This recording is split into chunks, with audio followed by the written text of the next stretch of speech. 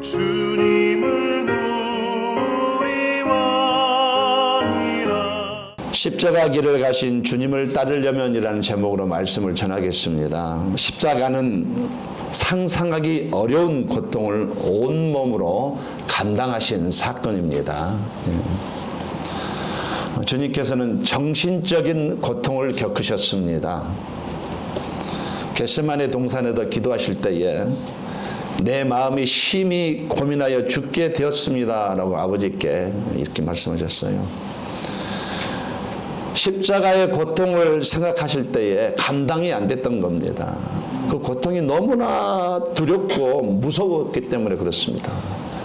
너무나 극심한 심리적인 압박을 받으셨기 때문에 이 고백을 한 것입니다. 또 가장 가까운 제자들에게 배신과 부인을 당하셨습니다.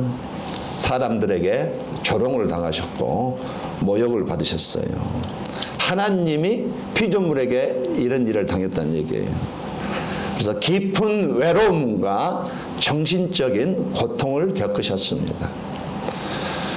또 육체적인 고통도 겪으셨습니다. 금요일날 오전 9시 십자가에 못 박히실 때에 날카로운 대못이 손에 박히셨습니다.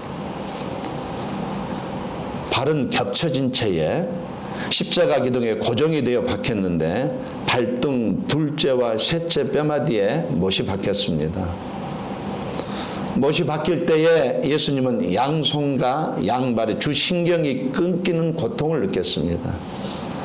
한마디로 손과 발이 잘리는 그런 아픔을 느끼셨다는 얘기예요. 등에 맞은 채찍의 상처가 나무에 닿게 되어서 숨을 쉴 때마다 또 극심한 고통을 겪었습니다. 또 매달리다 보니 몸의 무게가 하체에 쏠리게 되었고 가슴뼈가 위로 올라간 것처럼 되어서 호흡 곤란 상태가 되어서 고통스러웠습니다. 그래서 예수님은 숨을 쉴 때마다 못 박힌 발을 밀어 올리고 팔꿈치를 구부리면서 어깨를 함부로 들어서 몸을 위로 끌어올려야만 했습니다. 이런 동작은 못 박힌 발의 무게가 전체를 몸의 무게를 싣게 되므로 심한 고통을 겪을 수밖에 없는 것이에요. 숨을 쉬기 위해서 팔꿈치를 구부리는 동작은 못에 박힌 손목을 돌리게 하고 팔에 신경 손상이 되므로 고통이 가중되었습니다. 결과적으로 예수님은 호흡을 하실 때마다 이런 동작을 반복해야 됐기 때문에 극심한 고통을 겪으셨다. 매 순간 인간의 한계를 넘어서는 고통을 느꼈다. 이렇게 말하고 있습니다. 또 영적인 고통도 겪으셨습니다. 평생 사랑했던 부모가 나는 이제 너를 모른다고 만약에 우리에게 말한다면 우리들의 마음의 고통은 말로 표현하기 어려울 것입니다.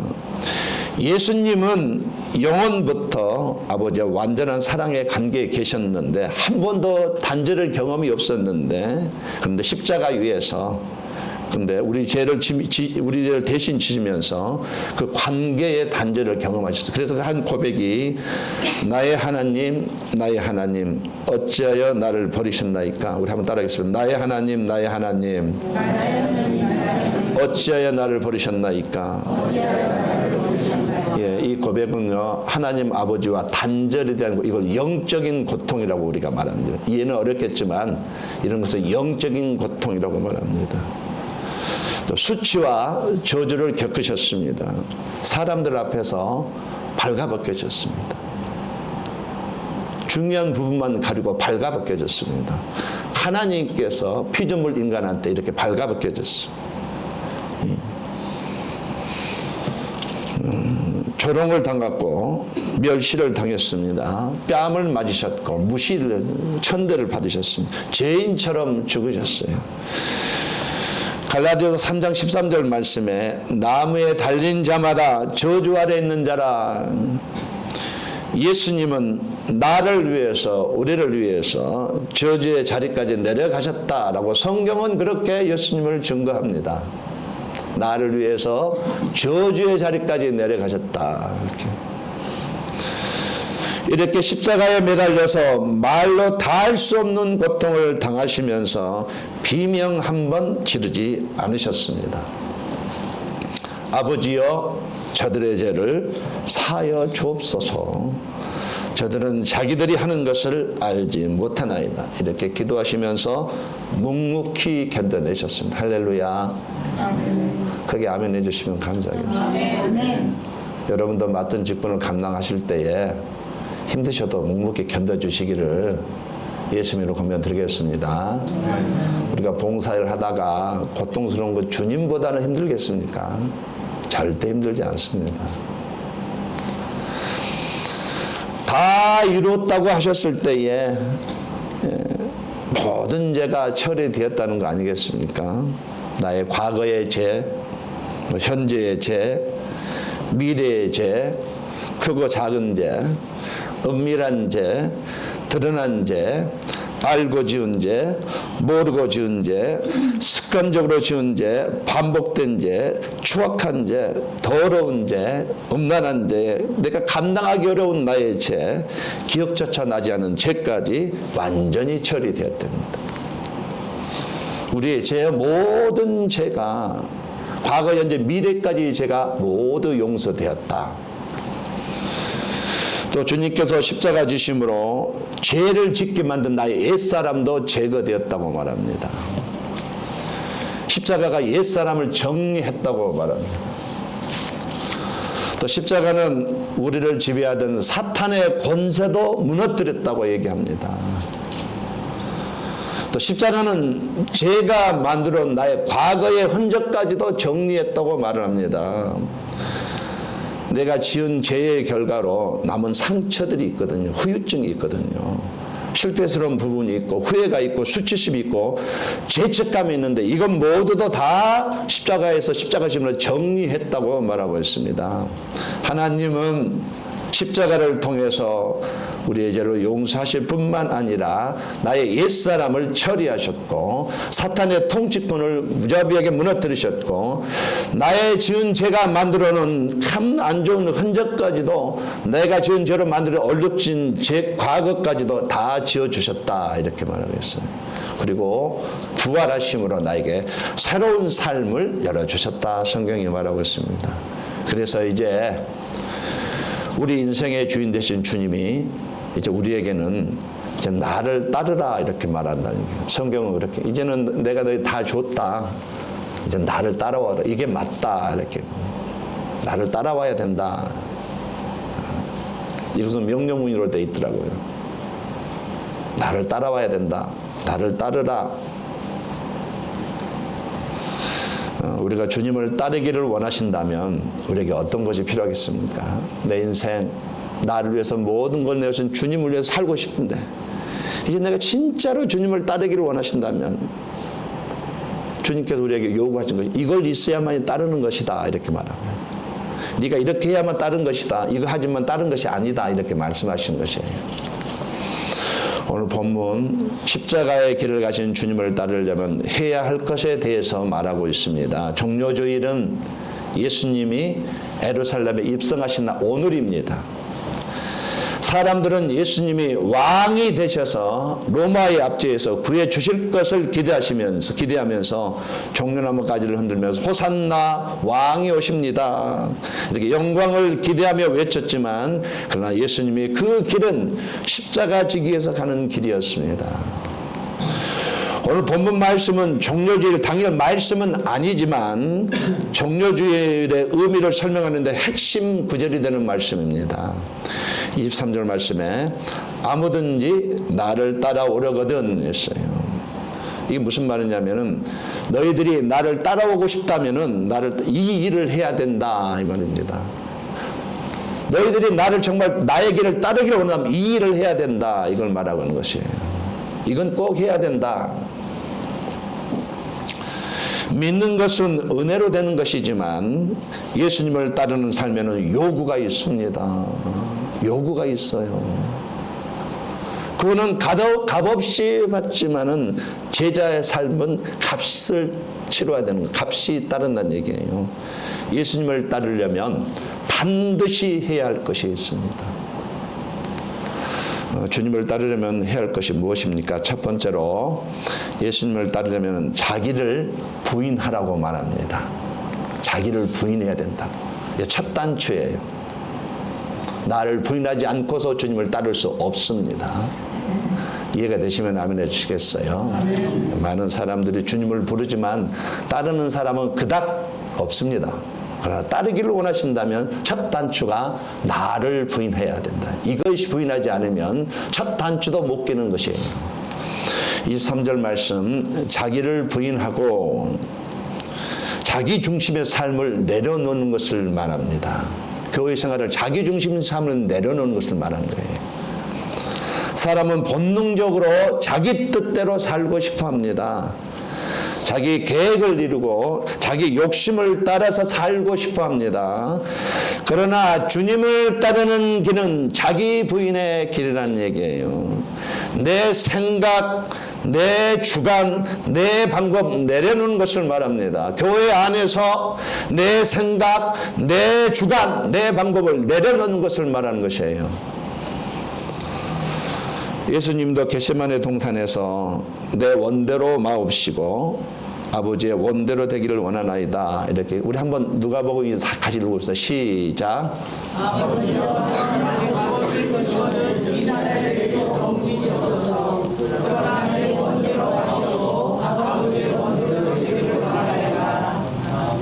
예수님조차도 인간적인 마음으로 십자가를 피하고 싶었습니다. 분명한 거예요. 두려우셨어요.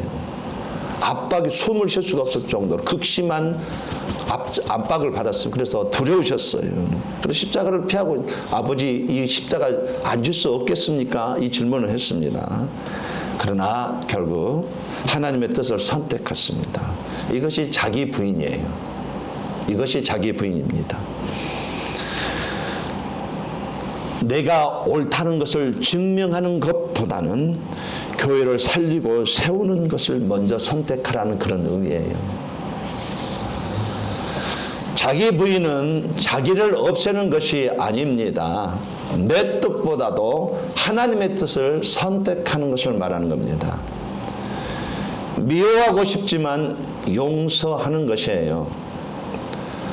편하고 싶지만 그래도 순종하면서 나아가는 것입니다. 이 모든 것이 자기 부인의 모습인 것입니다. 자기를 붙잡고 있는 사람은 예수님을 따를 수가 없는 것이죠. 그러나 내 자신을 내려놓는 순간 우리는 주님을 따르는 길이 열려 있는 것이에요. 자기를 부인하는 것은 손해 같지만 절대 손해가 아닙니다. 하나님의 뜻이 이루어지는 시작이기 때문에 그렇습니다. 자기를 내려놓을 때에 바로 하나님의 역사가 시작이 되는 것입니다. 옆 사람과 인사하겠습니다. 우리 자신을 내려놓읍시다 라고. 특별히 교회 안에서 그렇게 하도록 합시다 라고.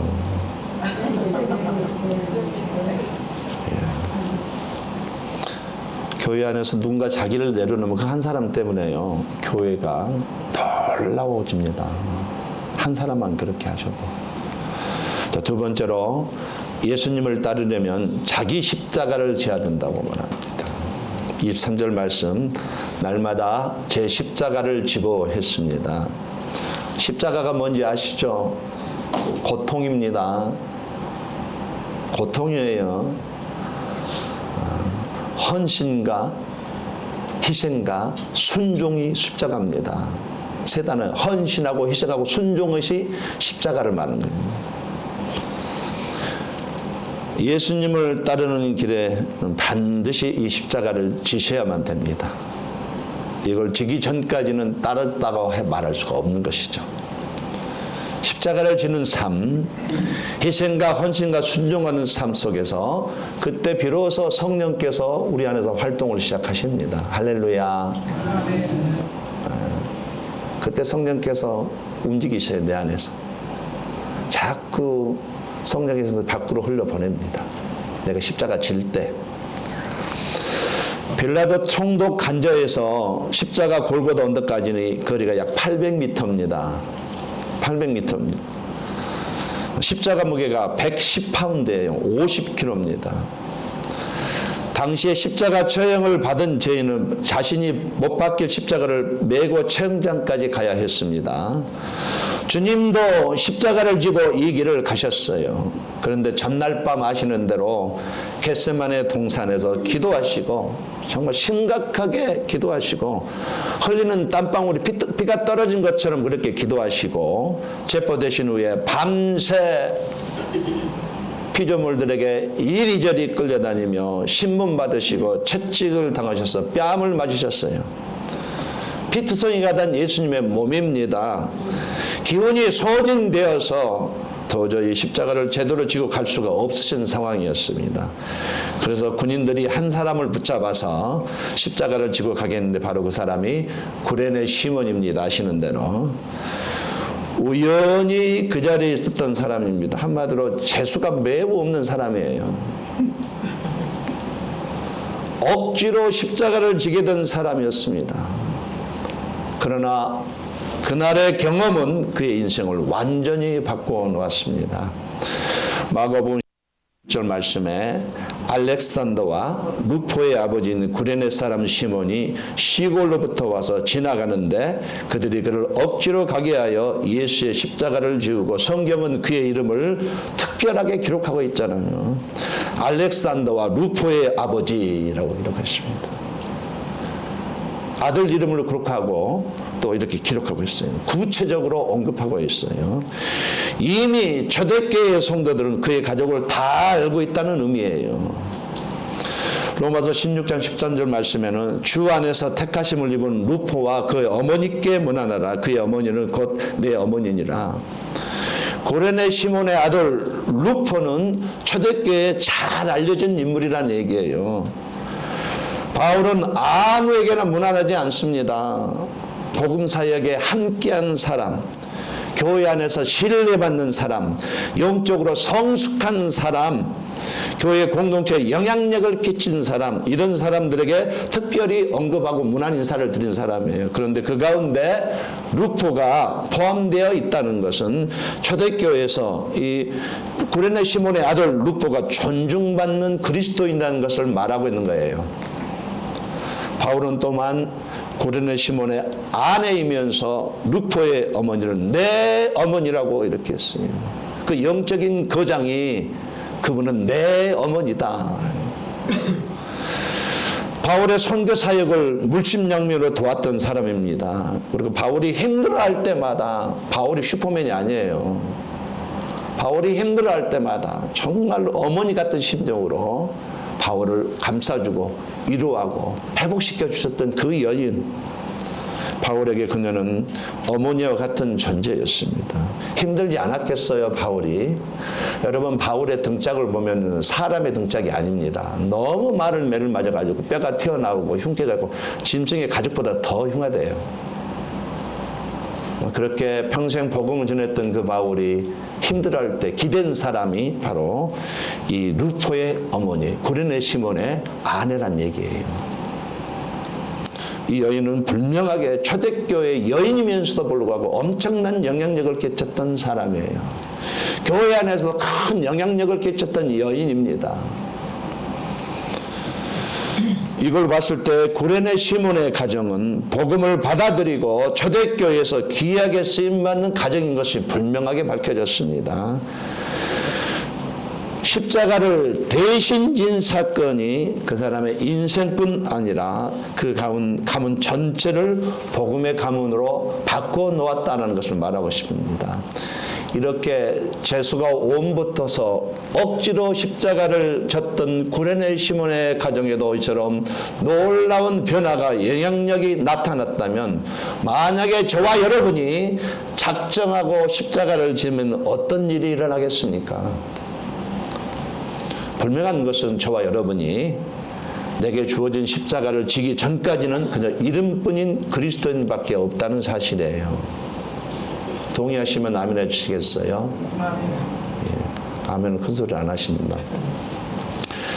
십자가를 그러나 지기 시작할 때에 분명한 것은 네 안에 계신 성령께서 절대로 가만히 계시지 않는다는 사실이에요. 내 안에서 일하기 시작하십니다. 일하기 시작하셔요. 이분이 일할 때가 십자가 질 때입니다. 순종할 때 일하고 기도할 때 일하고 십자가 질 때 일한다는 사실이에요. 그 영향력이 내 배를 뚫고 나와 다른 사람에게 흘러 넘칩니다. 그 배에서 생수의 강이 흘러나오라는 이 말이에요. 십자가 지는 사람이 누군가 말을 할 때에 그 말은 권위가 있고 힘이 있다는 얘기예요. 교회 안에서도 분명히 영향력이 나타납니다. 분명히 교회 안에서 영향력이 나타나게 돼 있어요.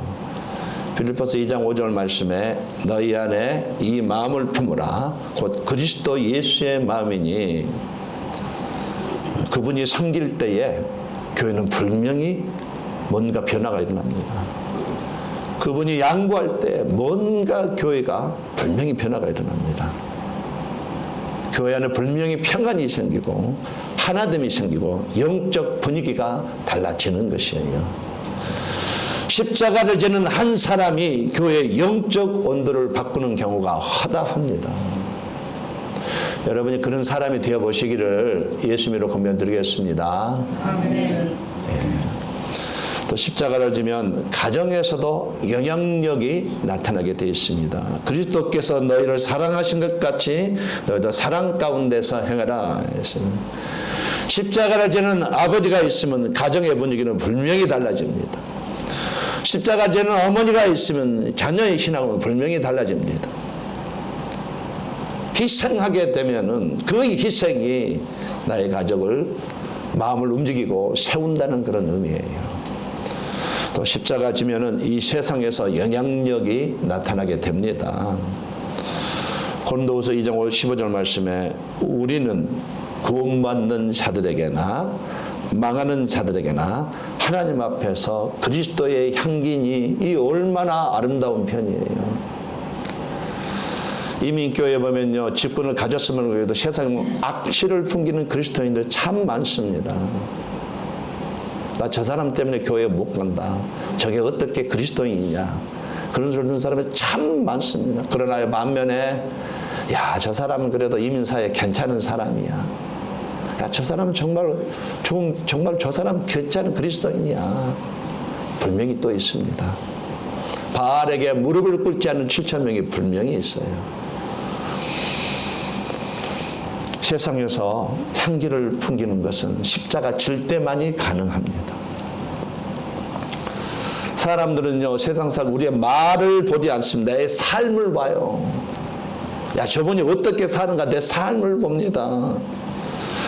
십자가를 지는 사람을 통해서 세상은 나를 통해서 그 십자가 지는 사람을 통해서 예수님을 하나님을 보는 것입니다.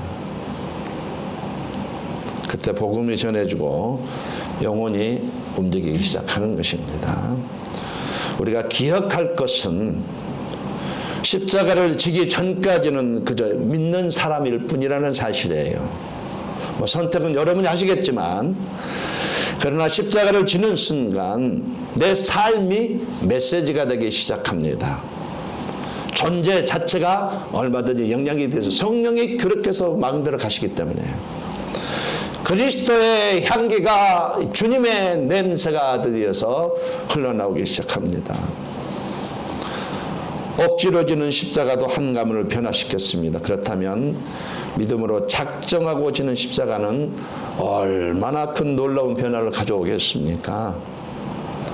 십자가를 지는 사람을 통해서 교회를 살아나고 가정이 살아나고 세상이 변화되는 역사가 오늘도 있는 것입니다.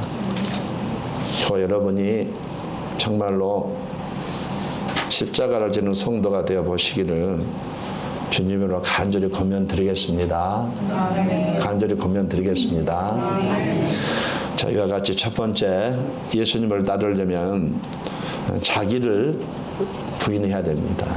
두 번째로 십자가를 져야 합니다. 마지막 세 번째로 저와 여러분이 진짜로 예수님을 따르는 소리를 듣는다면 끝까지 따라야 된다고, 끝까지 충성하라고 말합니다. 23절 말씀에 나를 따를 것이니라 했습니다. 여기서 예수님을 따른다는 것은 잠깐의 결심이 아닙니다. 한 번이 아니에요. 평생의 방향을 말하는 겁니다. 종려주일의 사람들은 호산나를 외쳤습니다. 그러나 며칠 후에 같은 입으로 십자가에 못 박으라고 외쳤어요. 이게 사람이에요. 사람의 마음은 쉽게 변합니다. 그러나 참된 제자는 환경이 변해도 상황이 어려워져도 끝까지 주님을 따른다는 것이에요. 쉬운 일이 아닙니다. 끝까지 간다는 쉬운 일이 아니에요. 그러나 그렇게 한다는 사실이에요. 누가복음 9장 26절 말씀에 누구든지 나와 내 말을 부끄러워하면 인자도 자기 아버지와 거룩한 천사들의 영광으로 올 때에 그 사람을 부끄러워하리라. 주님이 요구하시는 것은 끝까지 충성하는 삶입니다. 충성이라는 말은 처음과 끝이 같다는 뜻이에요. 처음과 끝이 같다. 우리 한번 옆 사람을 인사하면 충성합시다. 큰 소리로 충성. 예. 제가 28사단 나왔거든요. 연천군에 있는 28사단 나왔는데 그 28사단의 인사가 충성입니다. 이렇게 충성. 충성이 무슨 말이에요? 처음과 끝이 같은 걸 말하는 거예요. 교회 봉사할 때도 처음과 끝이 같은 걸 말하는 거예요. 교회가 예수님입니다. 할렐루야. 아멘. 교회가 우스운 것이 아니, 교회가 예수님이에요. 바울이 고백했잖아요. 바울이 주님이 말했잖아요. 바울한테 왜 네가 나를 핍박하느냐. 바울은 다메섹 교회를 막으러 가는데 네가 왜 나를 핍박하느냐. 교회 입구로 예수님이십니다. 교회를 함부로 다루시면 안 된다는 얘기죠. 성경에는 처음에는 좋았지만 끝까지 가지 못한 사람, 그러니까 끝까지 간 사람이 등장하고 있습니다. 디모데후서 4장 10절 말씀에 대만은 이 세상을 사랑하여 나를 버리고 데살로니가로 갔고, 대만은 처음에는 바울과 함께 사역하며 복음을 위해서 헌신했던 사람입니다. 그러나 시간이 지나면서 세상이 너무 그리운 거예요. 그 세상의 그 포도주가 기억이 남더랍니다. 세상에 술이 너무 마시고 싶더래요. 그래서 세상으로 갔다는 얘기예요. 술 먹은 것은 구별되는 삶을 살지 못한다는 증거입니다. 동의하시면 아멘 해주시겠어요? 절대 여기 어떤 이유가 없습니다. 내가 술을 먹고 있다면 나는 지금 구별되는 삶을 살지 못하고 있거나 정확한 증거는 한 거예요. 시간이 지나면서 이 사람은 세상을 사랑하게 되었고 결국 바울 곁을 떠났습니다. 이때 바울은 굉장히 상처를 받았어요. 너무너무 상처를 받았습니다. 외롭고 힘들었어요. 시작은 있었지만 끝까지 갖지 못한 사람입니다. 그러나 반대로 바울은 어떻게 살았습니까? 디모데후서 4장 7절 말씀, 나는 선한 싸움을 싸우고 나의 달려갈 길을 마치고 믿음을 지켰으니. 바울은 고난이 와도 핍박이 와도 감옥에 갇혀도 끝까지 주님을 따랐다라는 것이에요. 그는 교회를 세우는 일에는 시작만 한 사람이 아니고 끝을 봤다라는 뜻입니다. 끝을 봤다. 바람만 불어놓은 것이 아니고 끝까지 책임을 졌다라는 뜻이에요. 이게 충성이라고요. 충성하기 쉽지 않지만 그러나 하나님은 오늘도 충성을 찾고 있다는 얘기입니다. 대마처럼 처음에는 뜨겁게 시작할 수 있으나 힘들다 보면은 상황 때문에 멈출 수 있을지도 모르겠어요. 그러나 바울은 끝까지 갔어요. 죽으면서까지 갔다는 얘기예요. 바로 주님이 찾으시는 사람. 끝까지 충성하는 신앙이 돼야 되는 것입니다. 문제가 있어도 교회 생활 왜 안 힘듭니까? 다 저같이 못난 사람이 와서 부딪히고 힘들죠. 상처 무수히 받습니다. 여러분, 제가 상처를 너무 잘 맞는데요. 내식을 안 할 뿐입니다. 이해해 주시면 아멘 해 주시겠어요? 정말 저 상처 잘 받아요.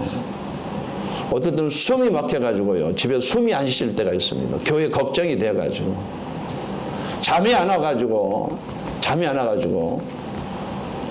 요즘에 계속 제가 밤에 잠이 안 와서 기도만 하고 있습니다. 나누는 거예요. 하나님, 교회 좀 살려주세요. 성령께서 만져주시면 되잖아요. 우리 큰애가 무슨 와가 아빠 왜 잠을 안 자? 2시가 돼도 잠이 안 자고 앉아있으니까.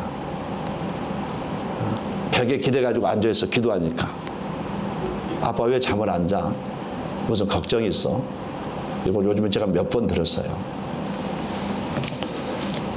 그래도 가야죠.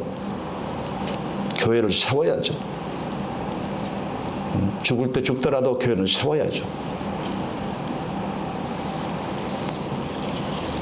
이런 사람이 바로 오늘날 바울입니다. 할렐루야. 여러분 바울이 되시기를 바랍니다. 왜 아무도 아멘 안 하시는지 모르겠어요. 이런 사람을 통해서 교회가 세워지는 것이에요. 신앙이 이어지고 복음이 흘러가게 되는 것입니다. 말씀의 결론을 맺겠습니다. 다 이루었다 주님이 말씀하셨습니다. 죄의 문제가 끝났다는 선언입니다. 사망의 권세가 끝났다는 선언입니다. 지옥의 형벌이 끝났다는 선언입니다. 이제 너희는 지옥에 가지 않아도 된다. 내가 다 대신 감당했다는 선언입니다. 그러므로 저와 여러분은 알았으면 좋겠습니다. 우리의 구원은 가볍게 얻어진 것이 아니라 엄청난 대가가 지불되어진 은혜라는 것을 알았으면 좋겠습니다. 이 은혜를 받은 우리는 어떻게 살아야 됩니까? 주님은 나를 따라와야 된다라고 말씀하셔요. 나를 따라와라. 아무든지 나를 따라오려거든 자기를 부인하고 날마다 제 십자가를 지고 나를 따를 것이니라. 이 길을 먼저 가신 우리 주님께서, 우리 인생의 주인 되신 주님께서 말씀하십니다. 먼저 네 자신을 부인해야 된다. 그 십자가를 한번 져봐라. 끝까지 가라. 사람 보지 말고 환경 보지 말고 끝까지 가라. 반드시 가야 할 길이 이 길입니다. 주님 따라가면 인생은 달라지게 돼 있습니다. 가정도 달라지게 돼 있습니다. 교회가 살아나게 돼 있어요. 복음이 흘러가게 돼 있습니다. 주님이 십자가 끝까지 지셨기 때문에 내가 영생을 얻었어요. 그러므로 우리도 주님을 따라가야 하는 것이 사람된 도리입니다. 의리가 있어야 된다는 얘기죠. 저와 여러분이 자기를 부인하시고 십자가를 지시고 끝까지 충성하는 그런 삶을 사시다가 여러분의 고향으로 돌아가시기를 예수님으로 간절히 축원합니다.